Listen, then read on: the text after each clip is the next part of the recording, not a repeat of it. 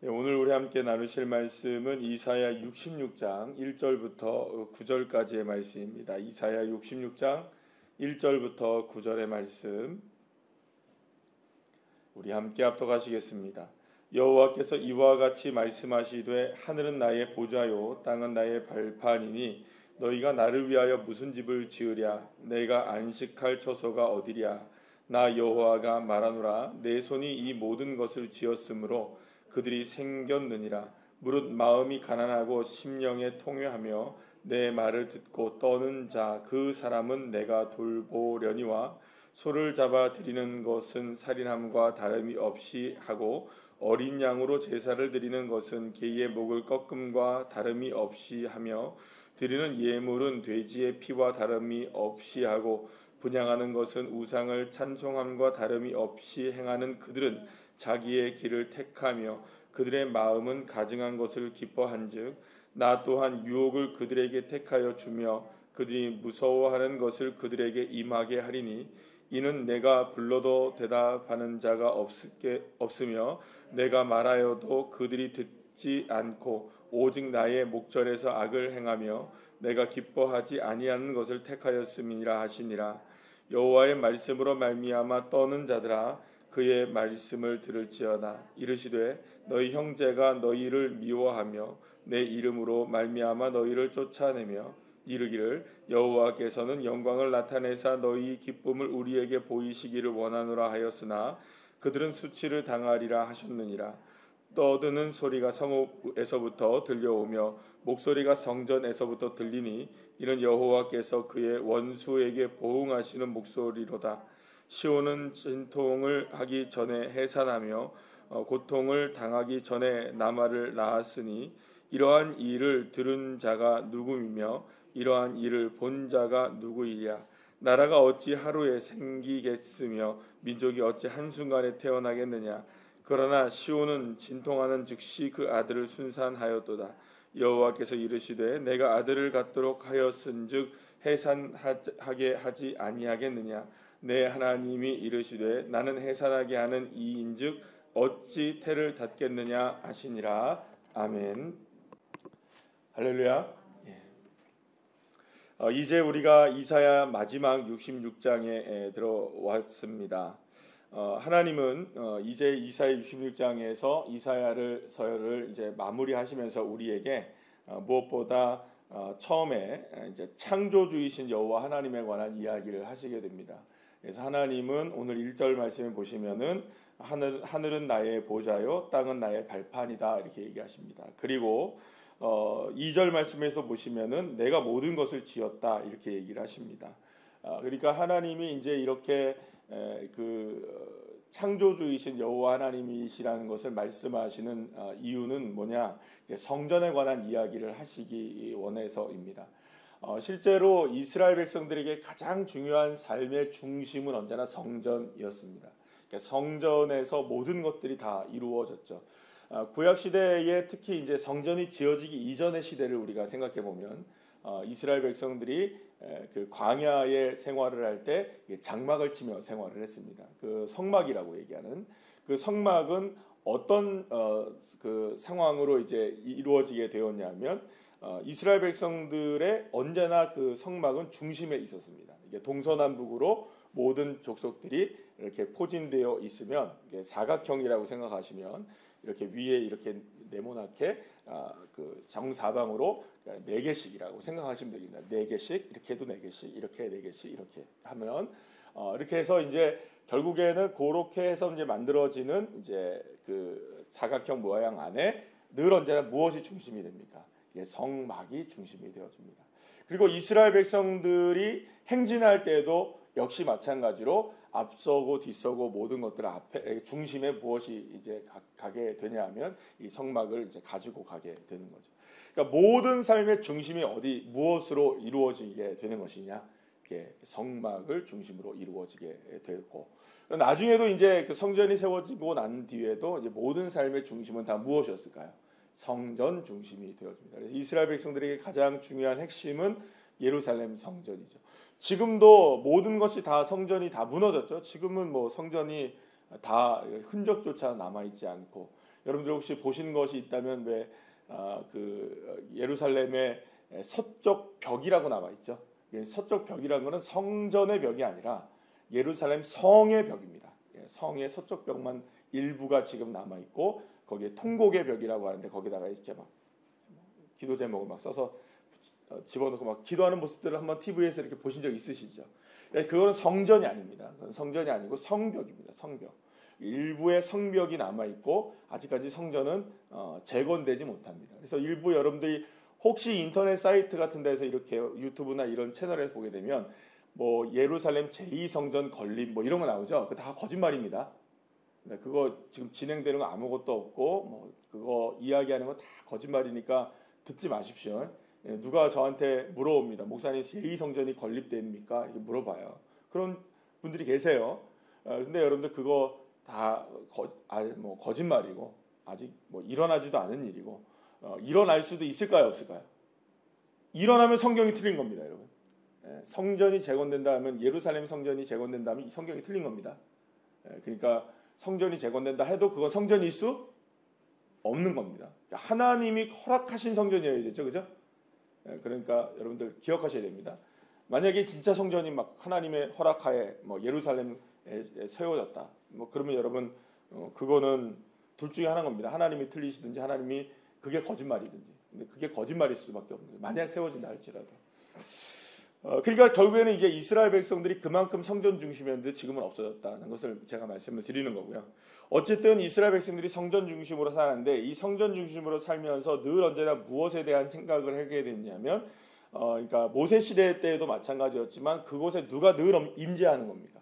하나님의 임재하심이 있었습니다. 그래서 신명기나 이런 말씀들을 이렇게 읽어보게 되면 구름 기둥이 어디에 머물게 됩니까?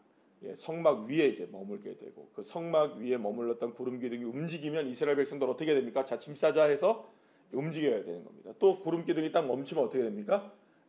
거기서 멈춰야 되고 거기서 성막 딱 짓고 언제든지 그 순간에 살아야 됩니다. 그래서 이제 이스라엘 백성들은 모든 것들이 성전과 성막 중심이었다라고 볼 수가 있습니다. 그러면 이게 어떤 의미를 갖게 되냐면 이스라엘 백성들이 성전을 중심으로 살아간다고 했을 때 특히 이제 솔로몬이 성전을 짓고 난 이후에 이스라엘 백성들에게 마음속에 어떤 게 있느냐? 하나님은 어디에 계신다? 성전에 계신다. 그런데 이게 성전에도 계신다가 돼야 되죠, 그죠? 성전에도 계시는 것이 되어야 되는데 이스라엘 백성들은 어떻게 생각했냐? 성전에만 계신다가 된 거예요. 그러니까 옛날에는 그러니까 모세 시대 때로 다시 얘기하면 모세 시대 때는 성막이 움직여 다녔잖아요, 그죠? 그러니까 하나님은 어디에든지 계신다가 되죠. 그죠?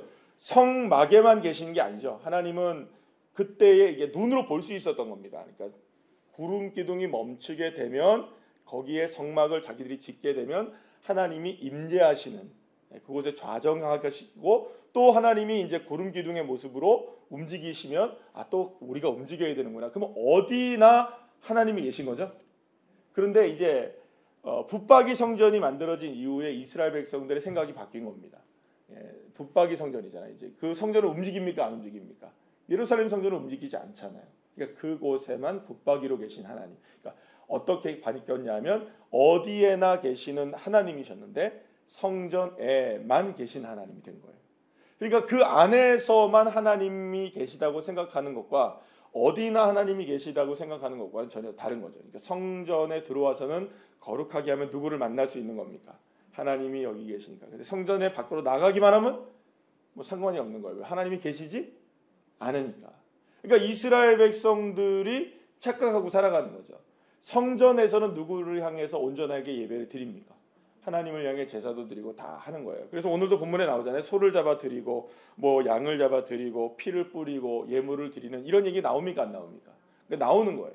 그런데 이게 어떤 모습으로 이게 이런 얘기가 나오냐면 성전에 예배를 드리기 위해서 자기들의 삶에서 가져오는 예물들이 있을 거 아니에요. 그건 예물들은 어디서 갖고 옵니까? 성전에서 있어야 되는 겁니까? 성전 밖에서 있는 겁니까? 성전 밖에서 갖고 오는 거잖아요. 그럼 성전 밖에서 갖고 오는 예물들도 어떤 예물이어야 될까요? 순결한 예물이어야 되잖아요. 그죠? 그래서 여러분들 그 제물로 쓰는 것들은 전부 다 흠이 없는 것이 돼야 돼요. 그죠? 숫양, 숫염소, 그러니까 어린 양 뭐 이런 거잖아요. 다. 그러니까 거기다 순결한 것들만 가져와야 되는데 이 순결한 것들이라고 하는 그것들이 순결하다는 말은 그저 그냥 흠이 없는 것만을 이야기하는 것이 아니라 하나님이 요구는 뭡니까? 자신들의 삶 속에서도 이게 순결함이 유지가 되는 재물들을 갖고 와야 되는데, 그러니까 그거를 그렇게 가지고 오려면 성전 안에서가 아니라 성전 밖에서의 삶이 중요하겠죠, 그죠?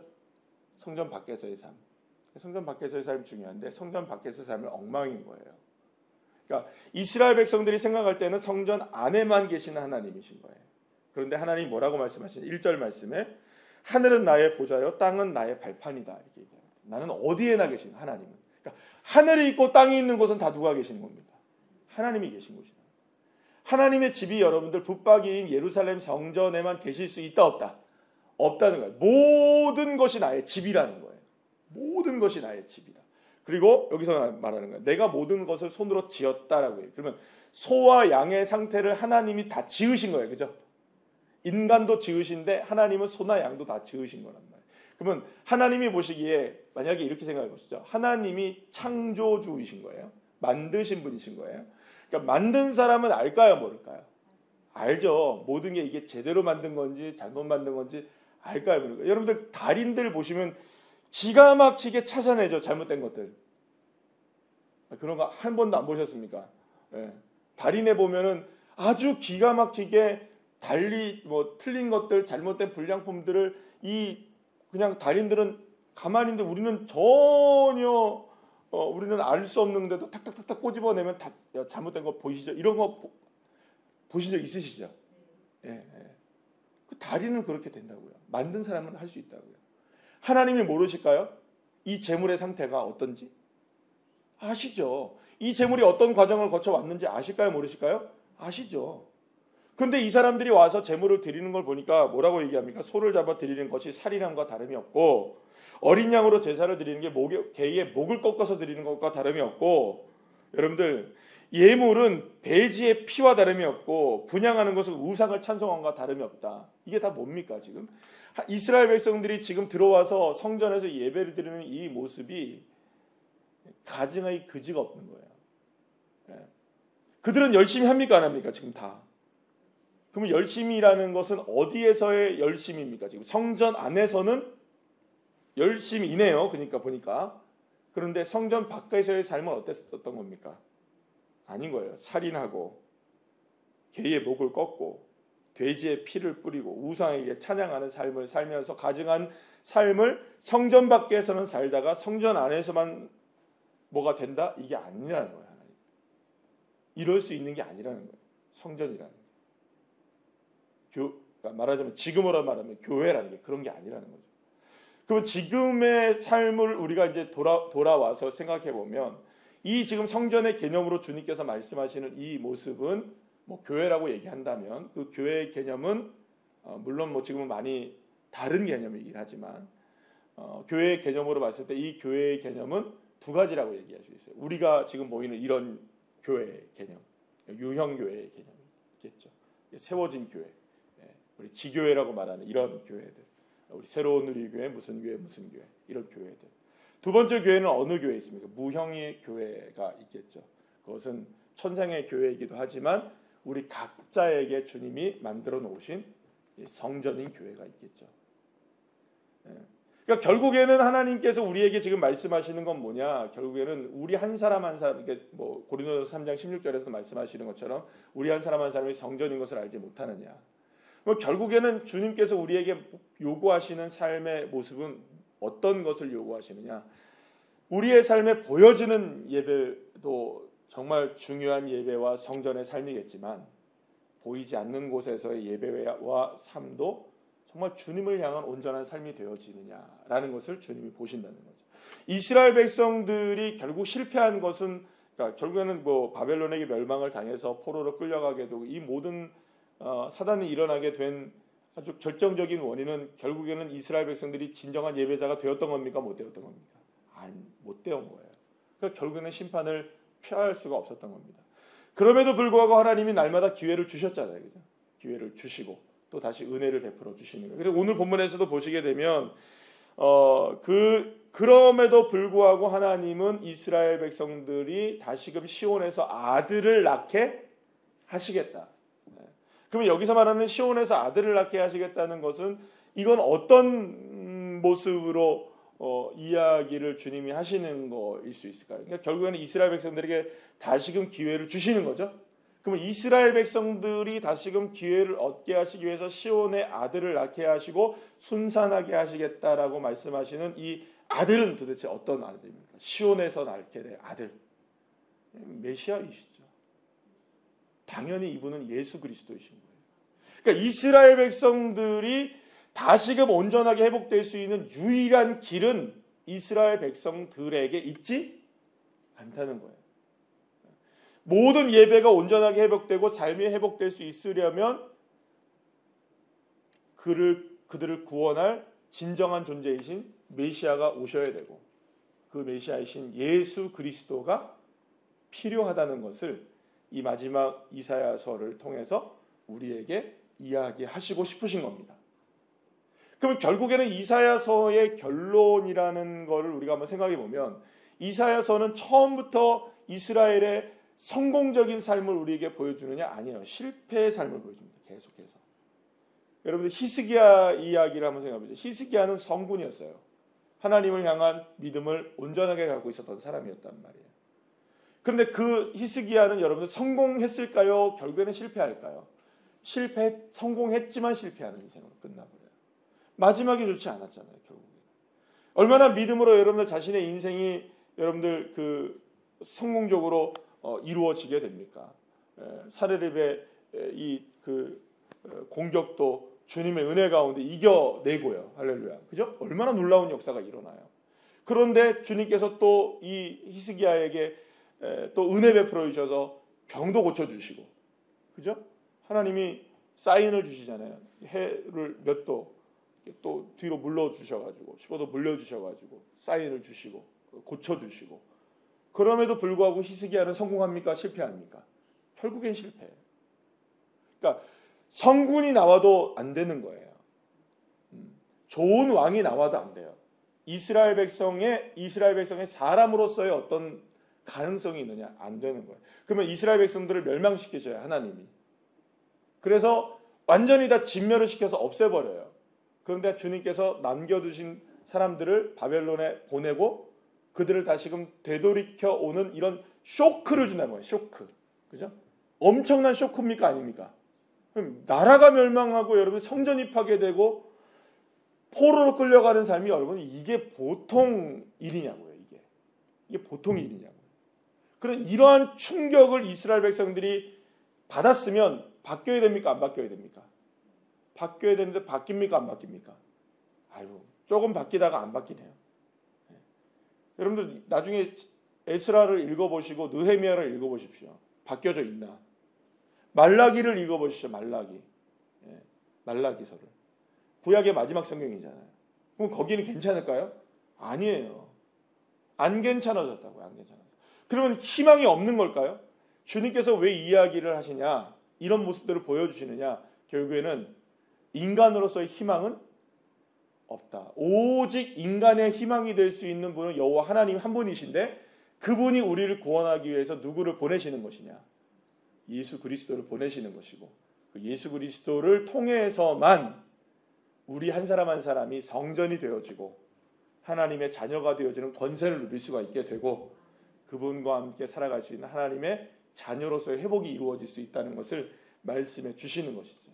그럼 여러분 여기서 중요한 거는 결국에는 이제 예루살렘이든 이스라엘이든 더 이상 이스라엘의 혈통적인 문제일까요? 이게? 아니라는 거예요. 이스라엘이라는 혈통의 문제, 예루살렘이라는 지역의 문제가 아니라는 거예요. 이제는. 이스라엘과 예루살렘이 될 수 있는 예루살렘은 어디나 될 수 있는 거죠. 그렇죠? 예루살렘은 여러분들 어디에든지 예루살렘이죠. 이제는. 왜냐하면 예수 그리스도를 모시고 살아가는 그곳이 예루살렘인 거예요. 성전이 되는 거니까. 그러면 이스라엘은 혈통의 이스라엘일까요? 아니에요. 예수 그리스도를 믿는 고백하는 자들이 다 영적 이스라엘이 되는 거죠. 그럼 이제 이스라엘도 바뀌고 예루살렘도 다 바뀌는 거예요. 하나님은 그 작업을 하고 계시는 거예요.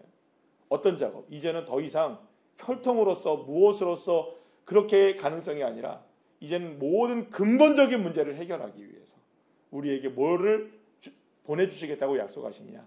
메시아이신 구원자이신 예수를 보내주셔서 주 예수 그리스도의 이름을 믿는 자마다 멸망하지 않고 영생을 얻게 하시는. 그래서 우리에게 소망과 희망은 오직 누구밖에 없습니까? 예수 한 분밖에 없게 되는 거죠. 그러니까 결국에는 이사야서를 통해서 우리에게 처음부터 마지막까지의 모든 내용들을 살펴본 저희들이 결론으로 내릴 수 있는 것은 우리에게 희망은 누구밖에 없다. 오직 예수밖에 없다. 정확하게 이사야서는 우리에게 말씀해 주는 거예요. 이사야서는 구약 성경인 구약 성경이죠, 그죠? 분명히 구약이죠. 근데 이사야서만큼 신약 성경의 모든 내용을 담고 있는 구약 성경이 드문 거죠. 이사야서는 그러니까 성경 전체의 내용 중에 그래서 66권인가요? 66장인가요? 그래서 사실은 이 모든 성경이 아주 구약의 신약 성경처럼 우리에게 다가오는, 특히 복음서처럼 다가오게 되는 그런, 특히 이제 이사야 후반부는 그런 모습으로 우리에게 다가오게 되는 것을 보게 됩니다. 사랑하는 여러분, 결국 오늘 이제 말씀을 제가 맺는데 여기서 오늘 5절 말씀에 이런 말씀을 합니다. 여호와의 말씀으로 말미암아 떠는 자들아 그의 말씀을 들을지어다, 이렇게 얘기합니다. 사랑하는 여러분, 주님께서 말씀하실 때 그 말씀 앞에 떠는 자가 되어야 되는 거겠죠. 어떤 떨림이 있을까요? 여기는 단순하게 그냥 무서워서 떨리는 떨림이 아니라 우리의 삶의 모든 영역 속에서 주님이 말씀하고 계시고 주님이 나의 삶을 이끌어가고 계신다는 것. 그래서 모든 삶에서 정말 내가 하나님의 자녀답게 살아가고 있는가, 날 구원하신 주님의 놀라운 은혜와 사랑으로 내 삶이 정말 드러나고 있는가, 그런 삶을 우리가 그 말씀 앞에 우리가 떠는 자의 삶을 살아가야 되지 않을까라는 다시 한번 다짐을 하게 됩니다. 이번 한 주간 7월이 마지막 주간이기도 하고 8월이 시작되기도 합니다. 지금 뭐 휴가 기간이기도 하고 무더위 속에서 그 무엇보다 하나님의 말씀 앞에 떠는 자가 되셔서 정말 하나님의 말씀 앞에서 오직 예수를 바라보시면서 승리하시는 귀한 믿음의 자녀들 한 분 한 분들 다 되시기를 축복합니다. 기도하시겠습니다.